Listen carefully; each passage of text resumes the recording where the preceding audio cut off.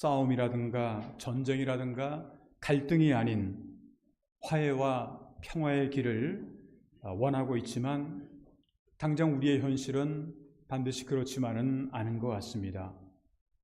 많은 사람들이 평화를 기대하고 있음에도 불구하고 현재 지구상에는 눈에 보이는 전쟁뿐만 아니라 눈에 보이지 않는 그러한 전쟁도 끊임없이 일어나고 있는 상황입니다. 여러분들도 잘 아시는 것처럼 작년 2월 24일에 러시아의 우크라이나 침략으로 인해서 시작된 전쟁이 벌써 1년 4개월이 벌써 넘어가고 있습니다. 전쟁에 대한 이야기를 가만히 해보게 되면 전쟁은 사실 지구상에 있는 어느 나라들, 남의 나라들에 국한된 그러한 이야기는 사실은 아니라고 하는 것을 우리가 알 수가 있는데 오늘은 6월 25일입니다. 6월 25일을 하게 되면 어린 시절과 또 젊은 시절을 한국에서 살았던 그런 경험이 있는 저에게는 해마다 6월 25일 하면 잊을 수 없는 그런 기억이 나타나게 됩니다. 그것은 바로 동족 상잔의 비극을 가져온 6.25라고 하는 그러한 전쟁입니다. 금년은 한국전쟁, 6.25 전쟁 73주년을 맞이하는 해이고 바로 오늘이 한국전쟁 73년이 되는 그러한 날입니다. 73년 전인 1950년 6월 25일 그날도 오늘처럼 주일날 아침이었습니다. 그리고 동족 상잔의 비극이 3년 동안 계속해서 일어났고 그리고 나서 그 이후로 이제 전쟁이 발발된 지 73년이 된 그러한 긴 세월이 지났음에도 불구하고 전쟁의 후유증은 현재도 한반도에 아직까지도 남아 있습니다. 같은 민족이면서 같은 말을 쓰면서도 비극적인 분단 국가로 남아있는 현실, 이것이 바로 오늘날의 한반도의 현실이라고 하는 겁니다.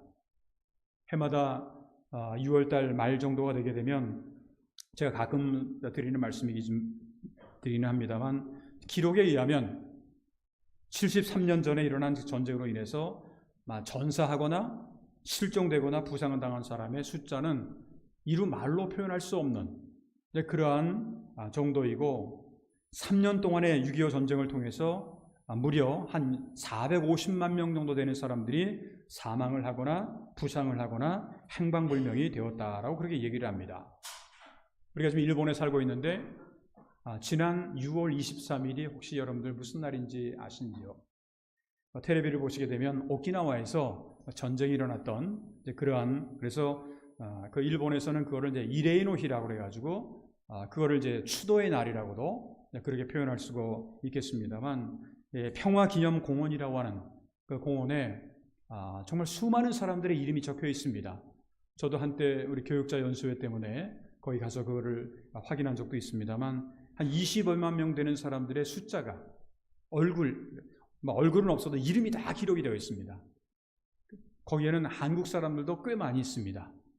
그 이름을 본 적이 있었는데 그 당시에는 한 20만 명 정도 되는 사람들이 그렇게 희생자가 있었다라고 하는 그런 얘기를 얼마 전에 23일 날 그 텔레비를 보면서 그걸 알게 됐었는데 6.25 전쟁 때는 뭐 450만 명이나 되는 그러니까 몇 배나 몇십 배나 되는 그러한 처절한 그런 전쟁이었던 것을 우리가 기억을 하고 있습니다.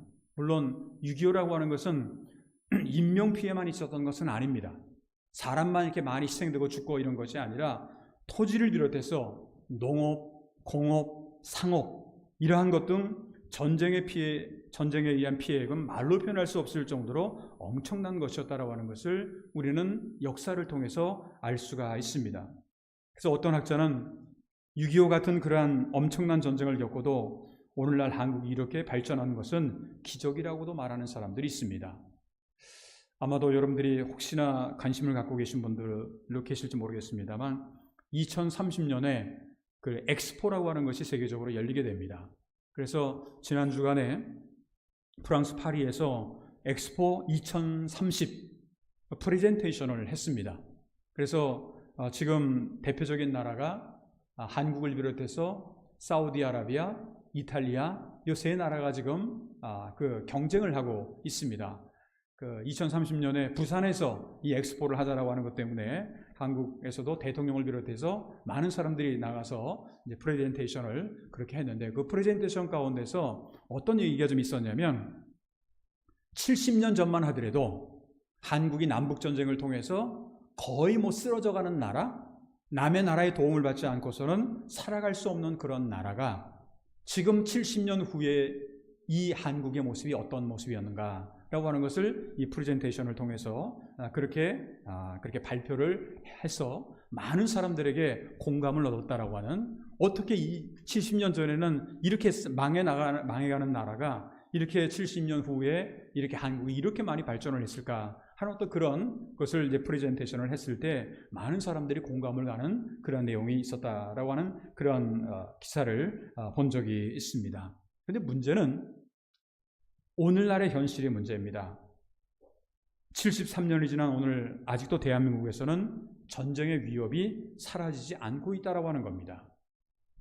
북한에서는 핵실험을 한다, 미사일을 시험 발사를 한다 하는 것 때문에 한국과 일본과 그리고 미국의 서방 세계를 늘 긴장하게 만들고 있는 이러한 긴장 상태는요, 단순하게 이렇게 전쟁에 대한 긴장 상태뿐만이 사실은 아닙니다.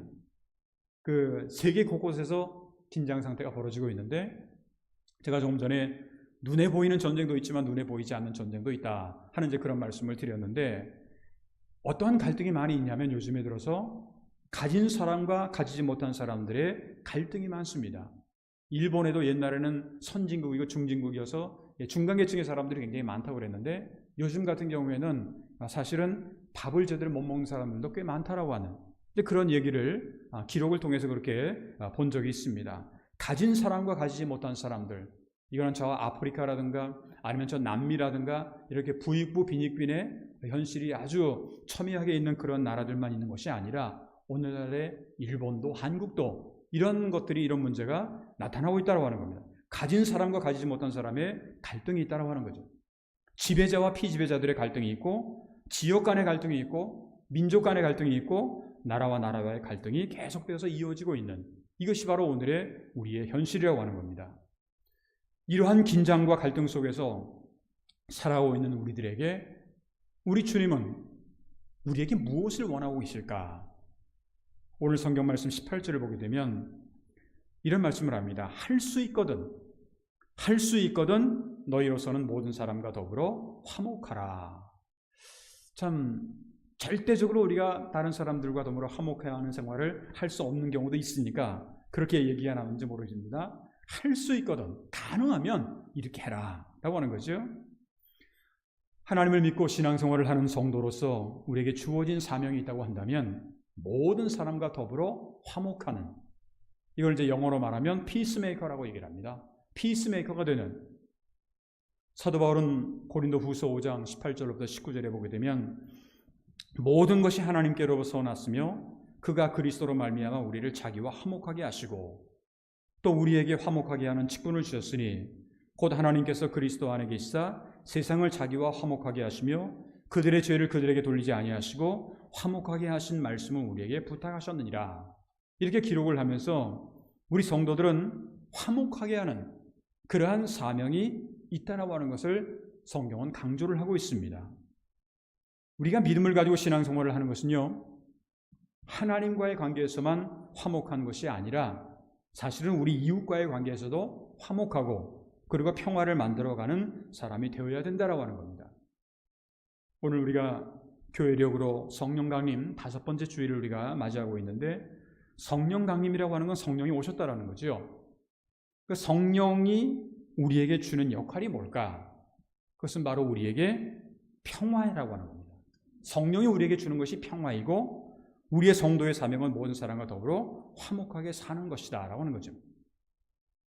요한복음 14장 26절부터 27절을 보게 되면 보혜사 곧 아버지께서 내 이름으로 보내실 성령, 그가 너에게 모든 것을 가르치시고 내가 너에게 말한 모든 것을 생각나게 하리라. 평안을 너에게 끼치노니 곧 나의 평안을 너에게 주노라. 내가 너희에게 주는 것은 세상이 주는 것과 같지 아니하리니 너희는 마음에 근심하지도 말고 두려워하지도 말라. 이 말은 성령은 우리를 화목하게 만들고 평안하게 한다라고 하는 겁니다.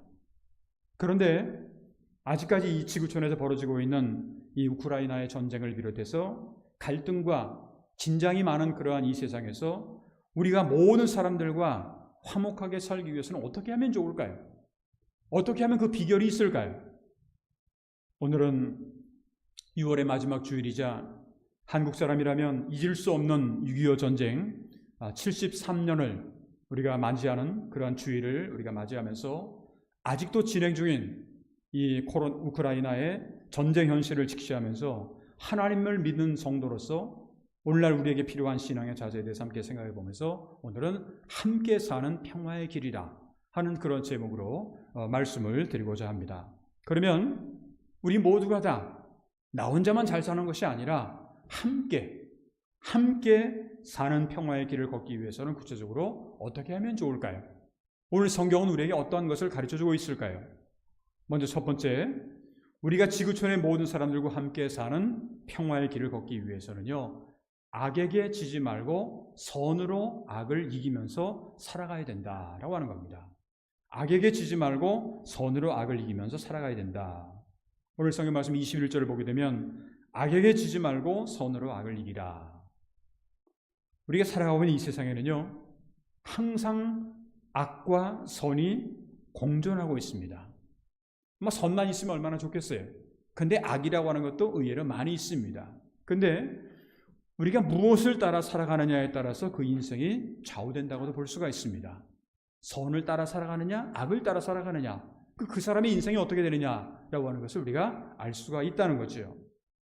진정 우리가 선을 도모하고 선한 인생을 살아가기를 원한다고 한다면 오늘 성경 말씀에 의하면 누구에게든지 악을 악으로 갚지 말고 모든 사람에게 선한 일을 해야 된다고 하는 거예요.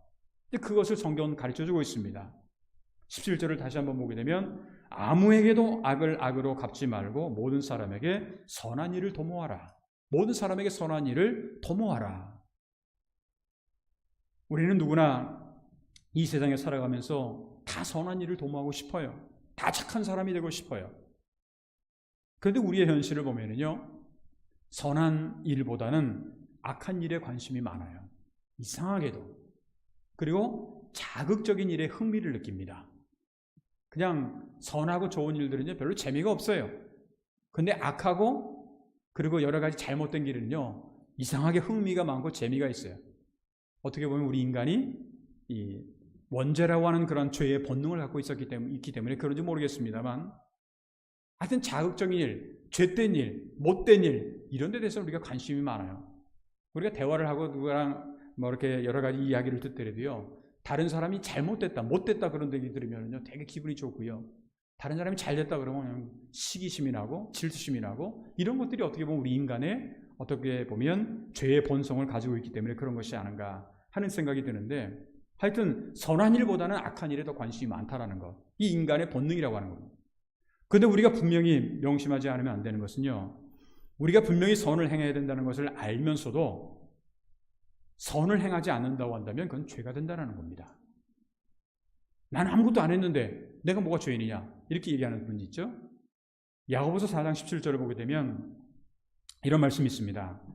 그러므로 사람이 선을 행할 줄 알고도 행하지 아니하면 죄니라. 이게 바로 반드시 해야 되고 선이고 바른 길인데도 불구하고 내가 알면서도 정말 그냥 힘든데 귀찮아 하면서 안 한다고 한다면 그게 우리에게 죄가 될 수도 있다는 겁니다. 또한 우리가 선으로 악을 이겨야 되는 이유는요, 선을 행함으로 인해서 우리는 하나님께 속하고 하나님을 뵐 수가 있다고 성경은 말씀을 합니다. 요한 3서 1장 11절을 보게 되면 사랑하는 자여, 악한 것을 본받지 말고 선한 것을 본받으라. 선을 행하는 자는 하나님께 속하고 악을 행하는 자는 하나님을 배우지 못하였느니라. 악을 행하는 자가 하나님을 배우지 못했다라고 하는 말을 거꾸로 말한다고 한다면 선을 행하면 하나님을 뵐 수가 있다라고 하는 그런 얘기죠. 우리가 하나님께 속해서 선을 행하면 때로는 선을 행함으로 고난을 당할 때가 있어요.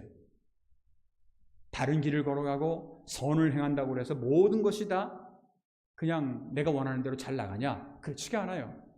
하나님의 뜻대로 사는데도, 선을 행하는데도, 바른 길을 가는데도 고난이 오고 아픔이 올 때가 있습니다. 그런데요, 자기가 잘못해서 아픔이 오고 고난이 온다라고 하는 것은 어떻게 보면 시문대로 거두는 당연한 결과라고 볼 수가 있지만, 자기는 잘못이 없고 바른 길로 가는데도 불구하고 힘들고 어려운 일이 온다? 그거는요, 잘 생각해 보면 하나님 앞에서 아름다운 것임을 우리가 기억해야 된다라고 하는 겁니다. 베드로전서 2장 20절을 보게 되면 이런 말씀이 기록되어 있습니다. 죄가 있어 매를 맞고 참으면 무슨 칭찬이 있으리요. 자기가 죄가 있어가지고 잘못한 거라면 그건 당연히 거기에 대한 벌이 있는 게, 그러니까 죄가 있어 매를 맞고 참으면 무슨 칭찬이 있으리요. 그러나 선을 행함으로 고난을 받고 참으면 이는 하나님 앞에 아름다우니라. 선을 행함으로 고난을 받고 참으면 이는 하나님 앞에 아름답다. 우리가 이 세상에 살아가면서 누구나 다 좋은 날을 보기를 원하고 아름다운 날을 보기를 원합니다. 그런데 그렇게 아름다운 날을, 좋은 날을 보기를 원하는 자는요, 악에게 지지 말고 선을 행하고 화평을 구할 수 있어야 된다라고 하는 겁니다. 베드로전서 3장 10절로부터 11절을 보게 되면, 그러므로 생명을 사랑하고 좋은 날 보기를 원하는 자는, 아마도 여러분들 다 생명을 사랑하고 좋은 날 다 보기를 원하지 않습니까? 그런데 그런 사람들은 혀를 금하여 악한 말을 그치며 그 입술로 거짓을 말하지 말고 악에서 떠나 선을 행하고 화평을 구하며 그것을 따르라. 이 말씀의 의미를 알겠죠? 우리가 순간적으로 날 편하기 위해서 악의 길을 걸어가는 것이 아니라, 고난이 있다고 할지라도 하나님 보시기에 아름다운 길, 선을 행하고 화평을 구하게 된다고 한다면 그 길이 우리에게 얼마나 도움이 되고 복된 길이라고 하는 것을 우리에게 가르쳐주고 있습니다.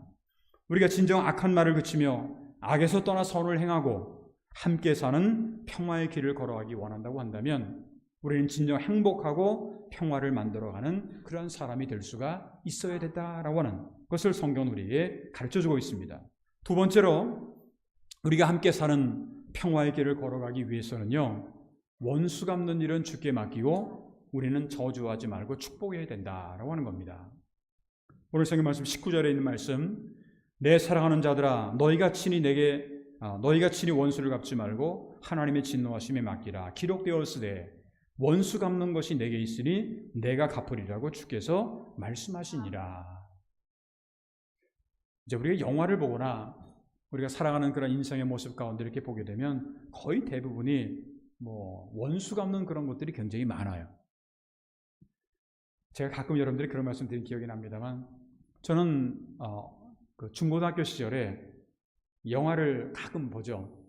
영화관도 사실 못 가는데 가끔 이제 갈 기회가 있어요. 친구들하고 같이 가게 되는데, 어떤 영화를 자주 좋아했냐면 브루스리라고 하는 아주 유명한 중국계 미국 사람, 그래서 이 쌍철곤이라든가 이렇게 해가지고 싸우는 거긴 한데, 근데 그런 미국 그 영화를 굉장히 좋아했어요. 그래가지고 그냥 어렸을 때도 계속 그 흉내도 막 내보고 막 그런 그 경험이 있었는데, 그런데 나중에 생각해 보니까 이 영화의 내용이 다 뭐냐면요, 다 원수 갚는 거예요. 거의 대부분들이 다 원수 갚는 그런 일입니다. 그러니까 우리의 인생 자체가 어떻게 보면 그 영화에 빠져서 이렇게 살다 보면 인생 자체가 원수 갚는 일에 모든 일을 소모하게 되는, 근데 그러한 안타까운 그런 현실이 있습니다. 그런데요, 우리가 모든 사람들과 화목하게 살아가기 위해서는 원수를 우리가 갚아서는 안 된다라는 거예요. 우리가 원수를 갚아서는 안 된다라고 하는 겁니다. 왜냐하면 그 일은 우리의 일이 아니기 때문에 그렇습니다. 그 일은 우리의 일이 아니다. 오늘 성경 말씀에 보게 되면 원수 갚는 것이 내게 있으니 내가 갚으리라고 주께서 말씀하시니라. 일평생을 원수 갚는 일에만 우리가 모든 것을 다 소진하고 소모해버린다고 한다면 우리가 과연 이 인생에 태어난 목적이 뭘까 하는 그런 고민을 하지 않을 수가 없습니다.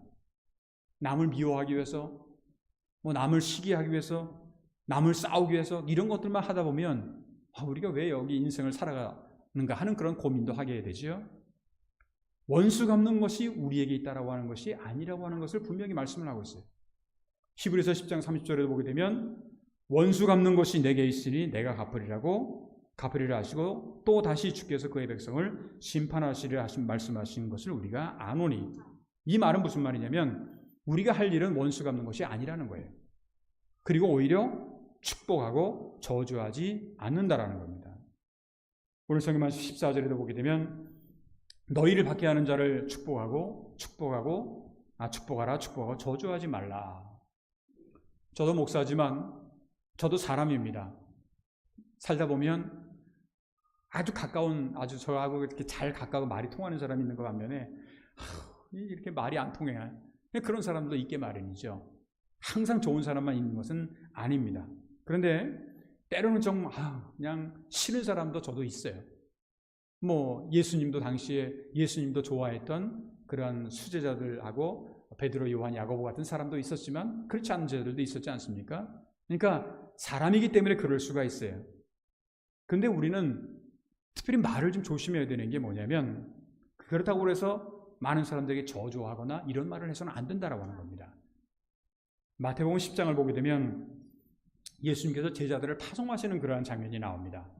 이제 말씀을 전하기 위해서 제자들을 이 세상으로 내보내는 그런 장면인데 마태복음 10장 12절부터 13절을 보게 되면 또 그 집에 들어가면서 평안하기를 빌라.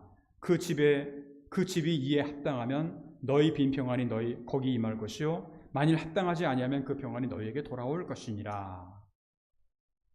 이 말씀의 의미를 여러분들 아시겠죠? 이 말씀은 우리가 어디로 가든지 저주가 아닌 평안을 빌라고 하는 얘기입니다. 만일 상대방이 평안을 받기에 합당하지 아니하면 그 평안이 자기에게로 돌아온다는 거죠. 그런데 우리가 상대방을 저주해서 만약에 상대방이 저주를 받기에 합당하지 아니하면 그 저주가 자기에게로 돌아올 수도 있다고 하는 겁니다. 어떻게 보면 굉장히 무서운 이야기죠.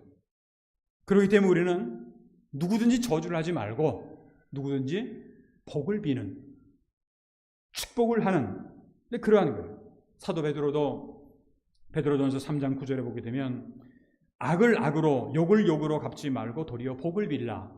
이를 위하여 너희가 부르심을 받았나니 이는 복을 이어받게 하려 하심이니라.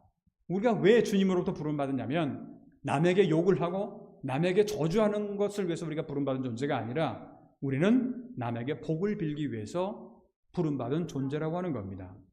따라서 우리는 어떠한 상황에 처하든지 간에 원수 갚는 일은 내가 하는 게 아니라 주님께 맡기고 우리는 저주하지 말고 나에게 맡겨준 일은 그냥 복만 비는 그게 바로 우리의 역할이라고 하는 겁니다. 이것이야말로 우리가 모든 사람과 함께 사는 평화의 길을 걸어갈 수 있는 방법이라고 하는 것을 꼭 기억할 수 있어야 되겠습니다. 세 번째 마지막으로 우리가 함께 사는 평화의 길을 걸어가기 위해서는요. 어떠한 상황에 처하든지 간에 모든 사람과 더불어 화목하게 살아가야 된다는 겁니다. 이건 어떻게 보면 해도 좋고 안 해도 좋고 하는 것이 아니라 명령이라고 하는 거죠. 오늘 성경 말씀 18절을 다시 한번 보게 되면 할 수 있거든 너희로서는 모든 사람과 더불어 화목하라. 화목하라예요. 이거는 화목해도 좋다. 화목해 주십시오가 아니에요. 우리가 성경을 읽다 보게 되면 성경에는 명령어가 굉장히 많습니다. 이렇게 해라 저렇게 해라. 성경에 나오는 수많은 계명들도 다 그냥 이거 하면 좋다 이거 해 주십시오가 아니죠. 하라는 거예요. 명령입니다. 예수님께서 이 땅에 오신 것은요.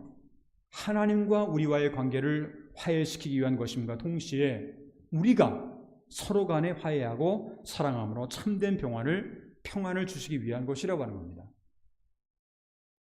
요한복음 14장 27절 조금 전에 인용을 한 성구입니다. 다시 한번 읽어보게 되면 평안을 너희에게 끼치노니 곧 나의 평안을 너희에게 주노라. 내가 너희에게 주는 것은 세상이 주는 것과 같지 아니하리라. 너희는 마음에 근심하지도 말고 두려워하지도 말라. 갈등과 긴장과 전쟁이 많은 이 세상에서 우리 주님이 우리에게 주시는 평안을 통해서 상황이 어떻게 되든 간에 이 세상은 굉장히 갈등이 많고 전쟁이 많아요. 그런데 그런 상황 속에서 주님이 우리에게 주시는 이 세상이 주는 것과는 다른 주님이 우리에게 주시는 평안을 통해서 근심하지도 말고 두려워하지도 말고 모든 사람과 더불어 화목하게 살아야 된다는 거예요. 예수님께서 산상수훈에서 하신 말씀 가운데 팔복에 대한 얘기가 나옵니다. 거기서 마태복음 9장에 있는 5장 9절에 있는 말씀을 보게 되면 이런 말씀이 있죠. 화평하게 하는 자는 복이 있나니 그들이 하나님의 아들이라 일컬음을 받을 것이며. 이 말은 무슨 말이냐? 거꾸로 말한다면 하나님의 자녀라고 한다면 화평해야 된다는 거예요. 그죠? 이 말은 평화를 실현하는 자, 하나님의 자녀고 그리고 예수를 믿고 크리스찬이 되었다고 한다면 피스메이커가 되어야 된다는 거예요. 어디를 가서든지 평화를 만드는 사람이 되어야 된다고 하는 겁니다. 사랑하는 성도 여러분, 오늘은 우리의 조국 한국전쟁 73주년을 기념하는 그러한 날이고 현재 우크라이나에서는 계속해서 전쟁이 이어지고 있습니다. 우리 조국의 근대사뿐만 아니라 인류의 역사를 되돌아보면 참 전쟁이 많았어요. 크고 작은 전쟁이 굉장히 많이 있었습니다. 근데 우리 인간은요, 어떻게 보면 이러한 전쟁과 갈등과 긴장 속에서 자유로울 수 없는 그런 인생을 우리들은 지금 살아가고 있는 겁니다. 이러한 상황 속에서 오늘 우리에게 주시는 말씀, 오늘 18절에 있는 말씀, 할 수 있거든 너희로서는 모든 사람과 더불어 화목하라. 이 말씀은요, 그리스도인으로서 살아가는 우리 모두에게 피스메이커로 평화의 사신으로 살아가라고 하는 중요한 명령임과 동시에 우리의 사명이기도 하다라고 하는 것. 우리가 어딜 가서 무엇을 하든지 간에 트러블 메이커, 문제를 만드는 사람이 아니라 평화를 만드는 그런 사람이 되어야 된다고 하는 것. 가정에서든 사회에서든 직장에서든 어디를 가서든지 막론하고 우리는 피스메이커로 살아가라고 하는 명령, 이것이 바로 우리 크리스천들의 사명이라고 하는 것을 우리는 꼭 기억할 수 있어야 되겠습니다. 간절히 바라기는 오늘 6월의 마지막 주를 우리가 맞이하면서 이 세상에는 육적인 전쟁, 또한 영적인 전쟁, 여러 가지 많은 전쟁을 경험하고 있는 우리가 함께 사는 평화의 길이 무엇인지를 우리가 깨닫고 이것을 구체적으로 생활 속에서 실천함으로 말미암아서 진정 이 땅에서 화해와 또한 평화를 실천해 나갈 수 있는 저와 여러분들의 앞으로의 신앙생활이 되시기를 주님의 이름으로 축원합니다. 기도하겠습니다.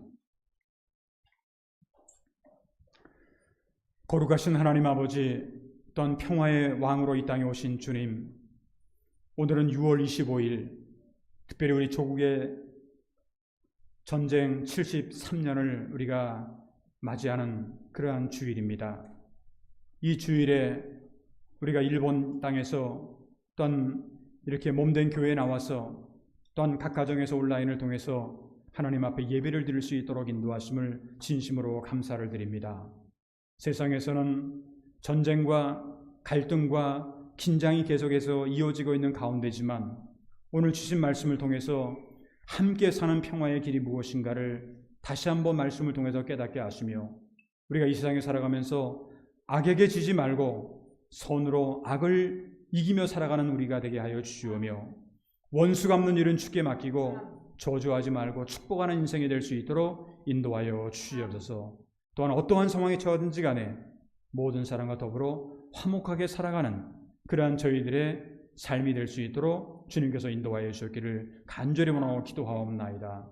아직까지도 완전히 또한 자유롭지 못한 코로나의 문제를 비롯해서 또한 전쟁과 분쟁의 문제, 또한 자연재해, 또한 기후변동으로 인해서 많은 어려움을 겪고 있는 그러한 저희들입니다. 하나님께서 하루빨리 우리가 여러 가지 많은 문제덩어리 가운데서 우리가 자유롭게 살아갈 수 있는 정을 허락하여 주시고 여러 가지 갈등과 또한 전쟁이 있다고 할지라도 그것 때문에 우리가 좌우되는 그러한 우리가 아니라 오히려 이 세상이 주는 평안이 아닌 하나님께서 우리에게 주시는 평안을 우리가 경험할 수 있는 우리 모두가 되도록 주님 인도하여 주셨기를 간절히 원하고 기도하옵나이다. 금년도는 교회 창립 98주년을 저희들이 맞이하게 됩니다. 하나님께서 우리 교회를 98년의 역사 가운데 함께 하시고 인도하신 은혜를 감사를 드리오며 앞으로도 100주년 또한 200주년을 맞이하면서 나아가게 될 때 새로운 꿈과 또한 비전을 허락하여 주시옵시고 이 교회가 이 땅에서 우리가 감당해야 될 모든 사명을 잘 감당할 수 있는 특별히 복음전도의 사명을 감당할 수 있는 우리 교회가 될 수 있도록 인도하여 주시기를 간절히 원하고 기도하옵나이다. 제일대한 기독교회 가운데 특별히 오늘은 저희 교회와 또한 이마음껏 교회를 위해서 기도하는 그러한 날입니다.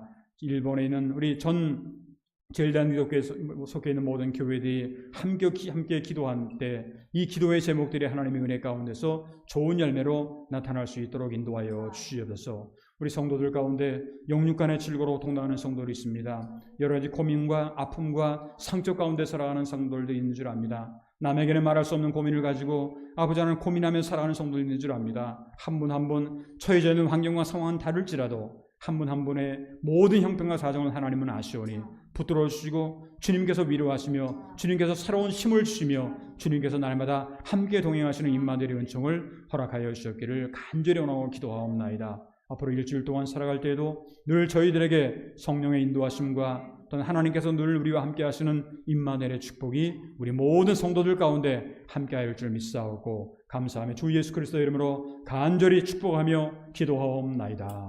아멘. 우리 다 같이 그 자리에서 일어나셔서 찬송가 400